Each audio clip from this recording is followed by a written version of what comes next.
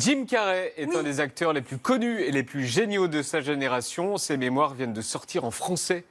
Ambre, tu as adoré.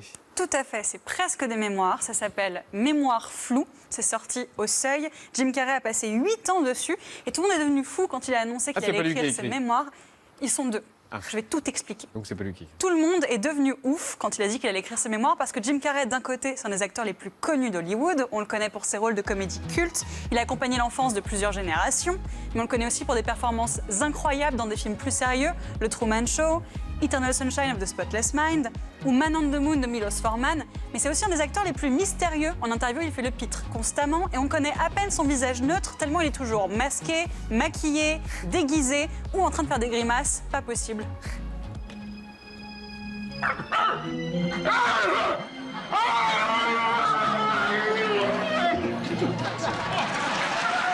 Mais parfois, il décroche de ce show permanent et il laisse transparaître une mélancolie suffocante, comme souvent chez ceux qui nous font le plus rire.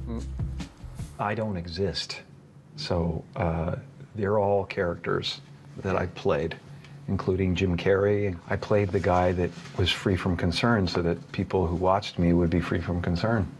And depression is your body saying, fuck you, I don't want to be this character anymore.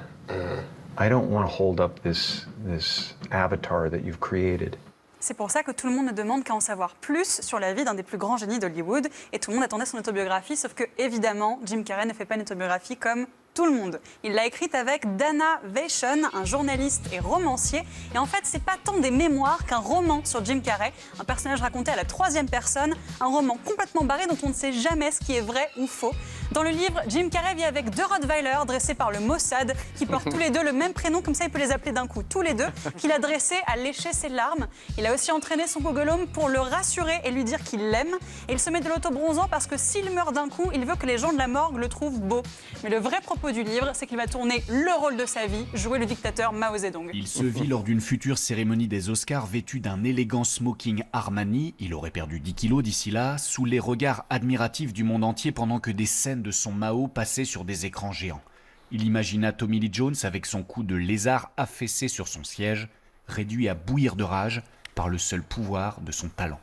Pendant le tournage, hanté par le fantôme de Mao, Taylor Swift se coince l'orteil dans un crâne et Jim Carrey tombe amoureux fou d'une ex-participante de Koh-Lanta devenue actrice et victime des dérives d'Hollywood. Elle se rendit compte qu'il suffisait de boire de l'eau en présence de Jim Carrey et de manger une salade pour se retrouver sous le milliard de prunelles des réseaux sociaux. Jadis, il fallait tuer sur le champ de bataille ou faire fortune dans le transport maritime pour être admis dans l'aristocratie.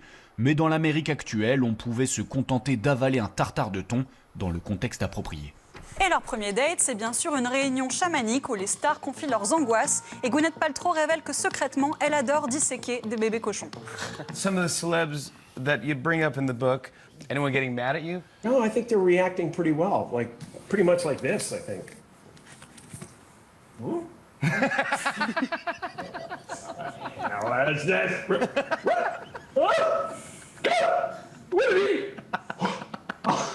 Oh. Oh.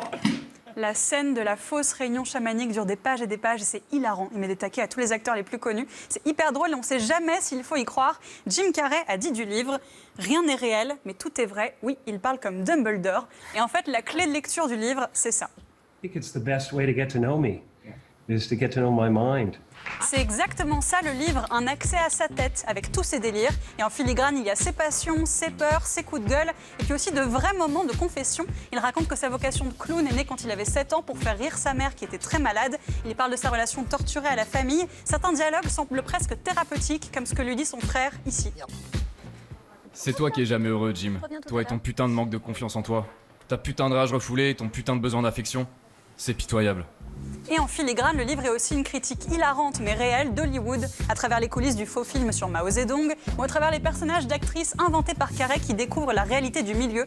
En fait, le livre de Jim Carrey, c'est avant tout du divertissement, un roman drôle et très inventif qui se moque de son époque, avec beaucoup de justesse, et qui en apprend un peu au passage sur un des plus grands acteurs de notre temps.